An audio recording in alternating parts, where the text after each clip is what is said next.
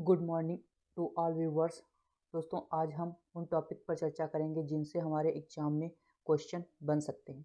तो आज का हमारा पहला टॉपिक है पीटी ऊषा। पीटी ऊषा को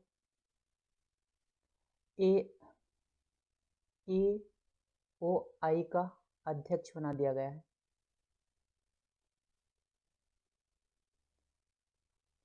पीटी ऊषा को AOI का अध्यक्ष बना दिया गया है। अब बात कर लेते हैं AOI क्या है। तो AOI का फुल फॉर्म होता है इंडियन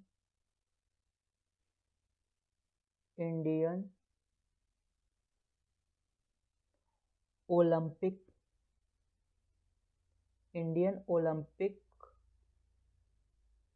एसोसिएशन।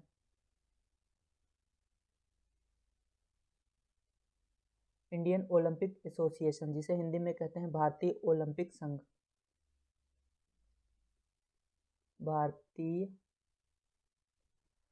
ओलंपिक संघ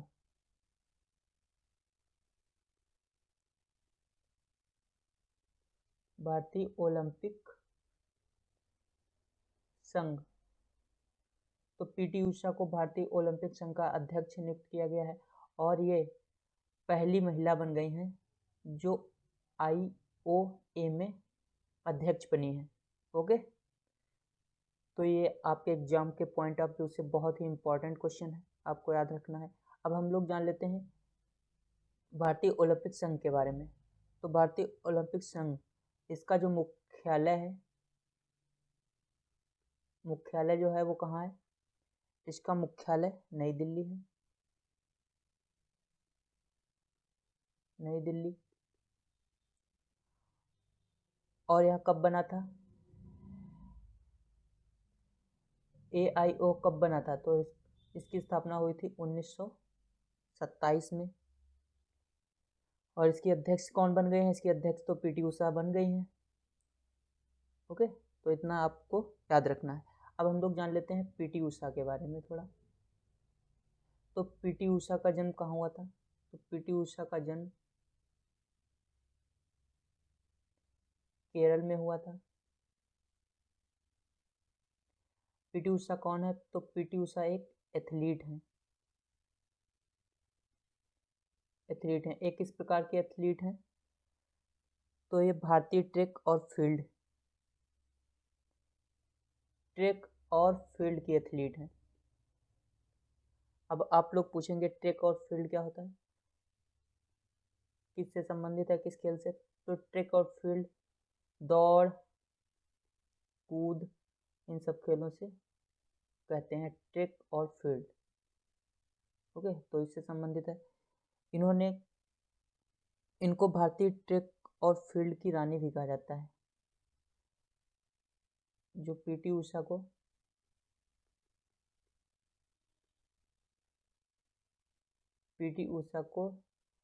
ट्रैक और फील्ड की रानी भी कहा जाता है। भारतीय ट्रैक और फील्ड की रानी भी कहा जाता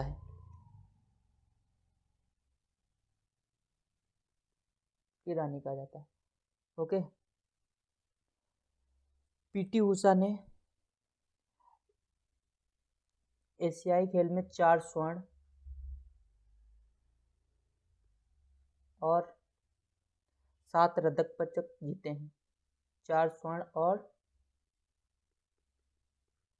7 रजत पदक जीते हैं। ओके, तो इतना आप लोगों को याद रखना है, बहुत ही इंपॉर्टेंट क्वेश्चन है, हो सकता है आपको आने वाले एग्जाम में मिल जाए।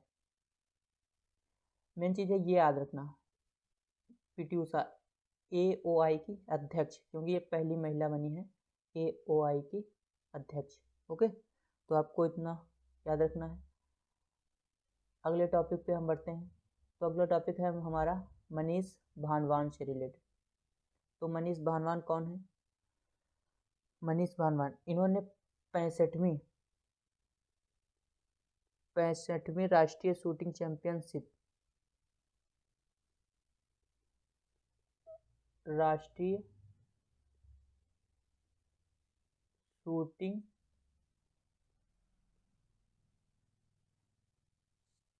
चैंपियनशिप में इन्होंने 25 मीटर रैपिड फायर में 25 मीटर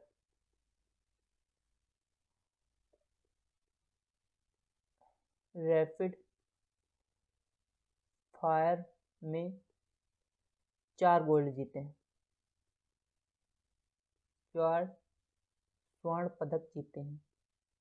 ओके, तो यह आपको याद रखना है। मनीष भगवान 65वीं राष्ट्रीय शूटिंग चैंपियनशिप में 25 मीटर रैपिड फायर में कितने 4 स्वर्ण पदक जीते हैं। अब हम लोग जान जाते हैं राष्ट्रीय शूटिंग चैंपियनशिप के बारे में। तो इसका हेडक्वार्टर कहाँ है? इसका हेडक्वार्टर है नई दिल्ली में।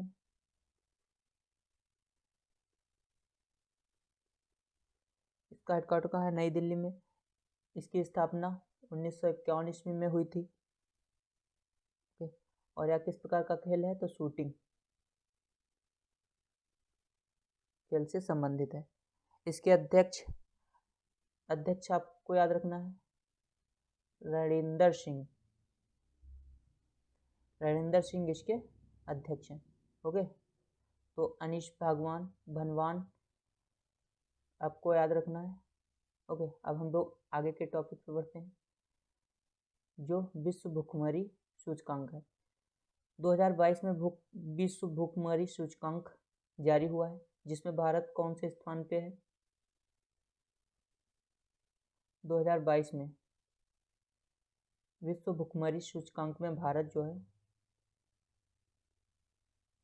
107वें स्थान पर है। अब हम कुछ पड़ोसी देशों के बारे में जान लेते हैं कि पड़ोसी देश किस स्थान पर है। तो सबसे पहले पाकिस्तान।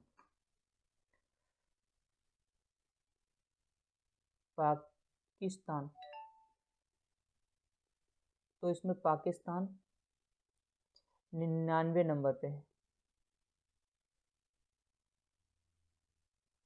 और श्रीलंका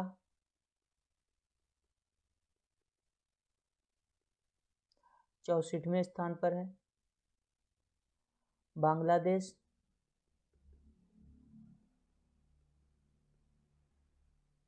बांग्लादेश कौन से स्थान पर है? तो बांग्लादेश में 84वें स्थान पर है। और फिर नेपाल इसमें कौन से स्थान पर है? तो नेपाल विश्व भुखमरी सूचकांक में 81वें स्थान पर है। और म्यांमार 71वें